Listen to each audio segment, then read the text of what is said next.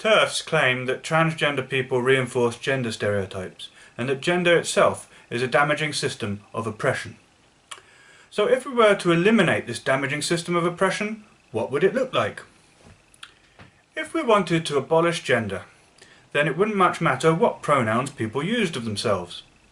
Either we would refer to everyone by the gender-neutral they, or we would let people swap and change their pronouns however they wished, as it wouldn't much matter in a world without gender. A person's genitals would no longer affect any of the life choices they could make.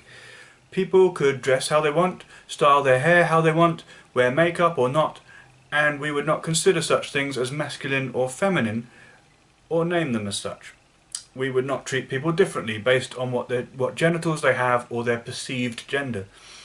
This obviously would free everyone to make their own choices with regards to career or types and styles of relationship, and society is already moving in that direction, but also would affect many of the social rituals and manners we observe. In a world without gender, everyone would be treated in a gender-neutral way. Maybe not everyone would like that, but presumably, according to the feminists that talk about how damaging and oppressive gender and gender stereotypes are, that is the world they would want to work towards.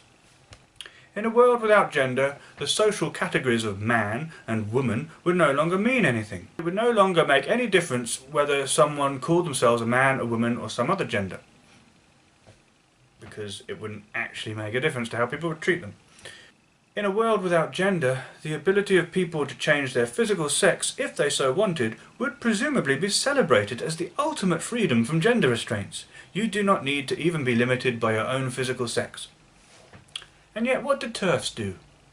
They insist on using the pronouns that they think should be used of a person based on what genitals they believe that person to have been born with.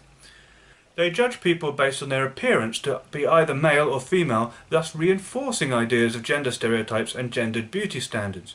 They have no way of knowing what genitals a person has or was born with. Some trans women are indistinguishable on sight from cisgender women, and many trans men are indistinguishable in appearance to cisgender men.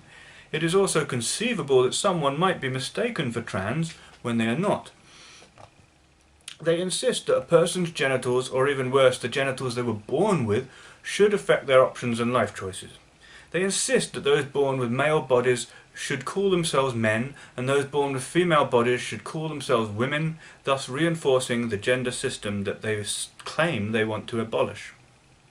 They actively dislike and oppose the changing of a person's physical sex. Since they also seem to feel that the opinions of other people are more important than how a person self-identifies, and insist on calling transgender women men, I suggest that we stop calling them feminists. The term TERF is inaccurate to describe them. They are plain transphobes and are neither radical nor feminist.